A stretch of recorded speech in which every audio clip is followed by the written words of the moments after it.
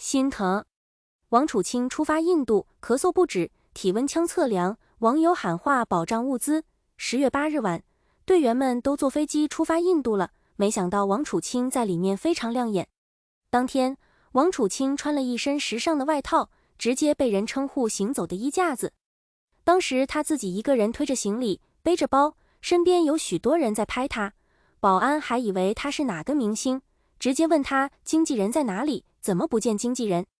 网友看到这段视频都笑开了，不过这也说明他的气质确实很好，都被人误认为明星了。在机场转机休息的时候，他还给粉丝签名了。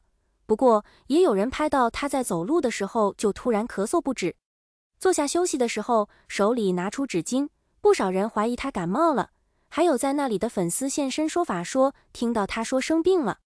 大家也看到在机场的时候，他拿体温枪测量额头。而他也确实辛苦，前几天一个人一天打3场比赛，而他累得很的时候，直接就在训练馆休息了。当时大家看到发出的他睡觉时拿泡沫轴当枕头，身上就披了条毛巾，还有外套，当时感觉有点搞笑，但是也知道他的辛苦，估计也是连轴转累的，如今也希望他身体早日休息好。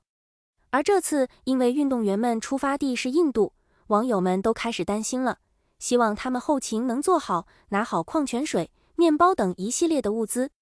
毕竟真不能说是偏见，而是大家实在担心当地的卫生条件可能没那么好，而运动员的身体素质也影响着比赛。希望这次的比赛一切都安好，也希望大头能够早日恢复健康。不知道您对此有什么看法呢？